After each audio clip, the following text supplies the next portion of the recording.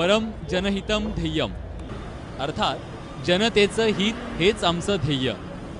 पुणे महानगरपालिकेच्या प्रवेशद्वारावरचं हे सुभाषित मात्र खरंच जनतेच्या हिताचा विचार करणाऱ्यांची पुणे महानगरपालिकेच्या लेखी काय किंमत आहे ते गणेश चव्हाणला विचारा.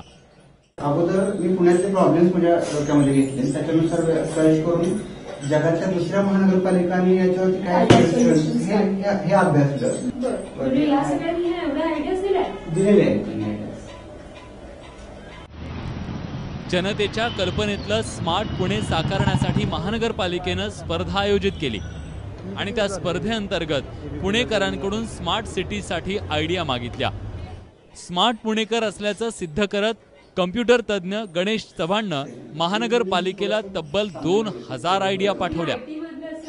तर या स्पर्धेमध्ये मी 2000 आयडियाज अशा दिल्या ज्याच्यामुळे सामान्य लोकांच्या जीवनावरती थेट फरक पडेल असा. एकूण 3600 आयडियाज जमा झाल्या, त्यातल्या 2000 आयडियाज मी दिल्या, म्हणजे 50% जास्त वाटा माझा एकट्याचाच होता. त्यानंतर मला असं कळण्यात आलं की या कॉम्पिटिशनमध्ये तुमचा पहिला नंबर आलेला आहे. महानगरपालिकेच्या स्मार्ट सिटी स्पर्धेत पहिला नंबर आला म्हणून गणेश चव्हाण चांगलाच खुश झाला.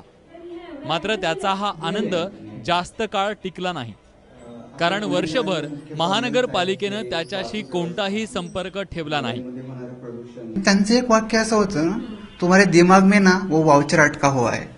मतलब सर ऐसा कुछ नहीं है, मैंने पहले भी बोला है कि मुझे एक पैसा भी नहीं चाहिए, आपका वाउचर भी नहीं चाहिए, बस आप एक बार बोल देते, आप एक बार नाम लेते कि गणेश ने इतना किया है, नाम लेते असं म्हटलं तर ते म्हणाले हम किसी के नाम के लिए काम नहीं करते, हम सिर्फ काम के लिए काम करते.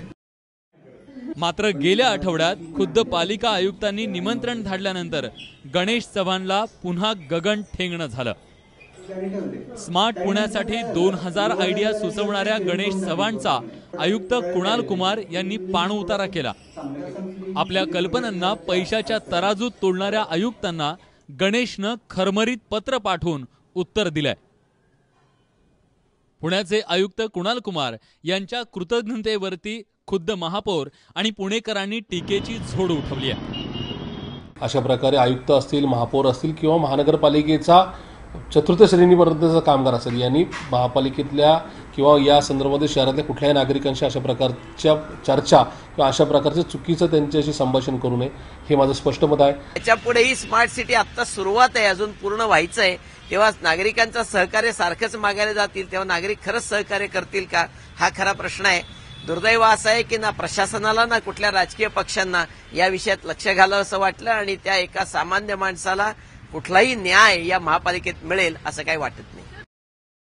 पुण्याला स्मार्ट बनवायला निघालेल्या आयुक्तांनी आधी जनतेशी सुसंवाद साधण्याचा स्मार्टनेस दाखवायला हवा.